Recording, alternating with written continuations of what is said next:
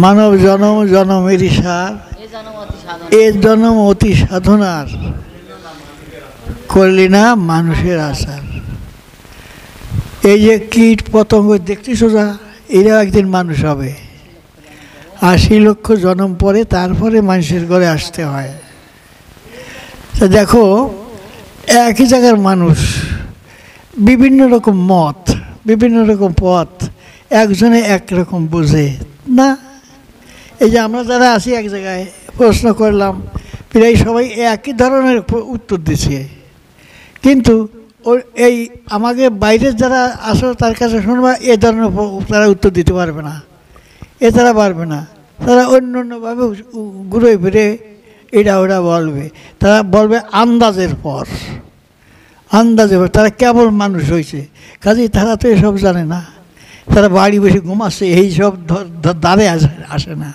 আসো ৫-৭ বার জন্ম নেও, তারপরে আস্তে আস্তে মানুষের দ্বারে যেতে হবে। হ্যাঁ, এক জন্ম আসেই মানুষ হওয়া যায় না, সোজা না। হ্যাঁ, কাজে এই মানব জন্ম সবচেয়ে শ্রেষ্ঠ জন্ম, এর উপর আর জন্ম নাই। স্বয়ং দেবতা যারা, তারা মানুষ হতে চেষ্টা করে যে ঠাকুর আমার মানব জন্ম দাও। তারা দেবতা হয়েও মানব জন্ম চাচ্ছে। কেন চাচ্ছে? এই জন্ম সাধন ভজনের জন্ম। আর দেবত্ব পেয়ে গেলে তো সাধন ভজন নাই, তার দেবতা হয়ে গেছে, তার সাধন ভজন নাই। সাধন ভজন করতে হলে মানুষ হতে হবে। এই যে দেবতারা মানুষ হতে বাঞ্ছা করে, ঠাকুর আমাকে একটু মানব জন্ম দাও, আমরা একটু সাধন ভজন করি। সেই জন্ম মানব জন্ম জন্মেরই সার।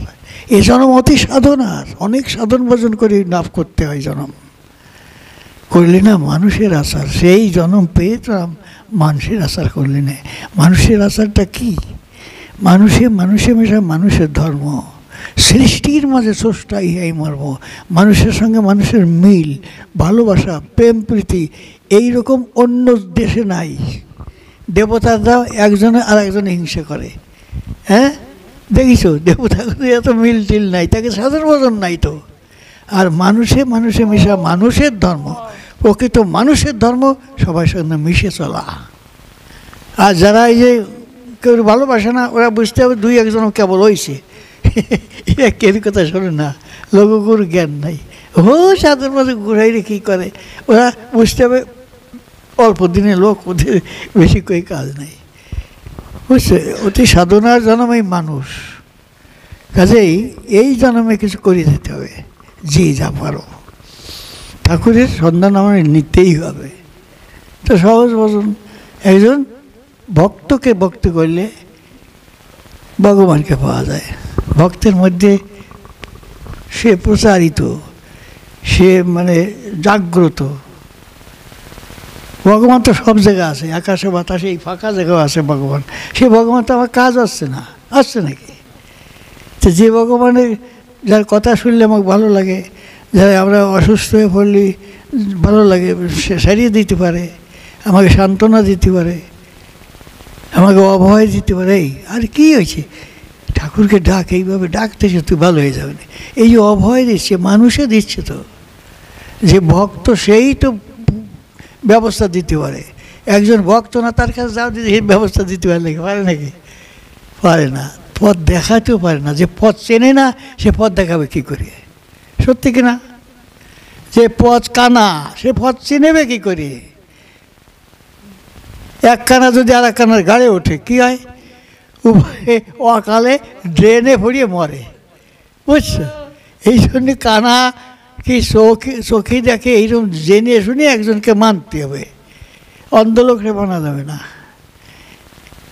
বেশভূষায় মানুষকে চেনা যাবে না, বুঝছো? মানতে হবে একজনকে ঠিকই, তা বেশভূষা দেখে নয়। যার মাধ্যমে ঠাকুরের কাজ হয়, যার মাধ্যম দিয়ে ঠাকুরের মহিমা প্রচারিত হচ্ছে, সেই একজন আদর্শ মানুষ। তারে ভজন করলে ভগবানের সান্নিধ্য লাভ করা যায়। চিনতে হবে তারে, বুঝছো?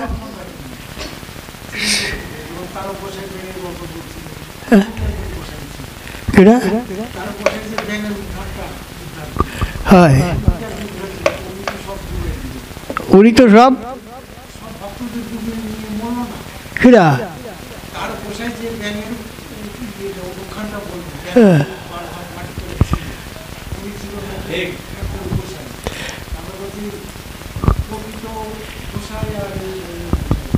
প্রকৃত আর অপ্রকৃত বিষয় চিন্তি বাকি আছে নাকি?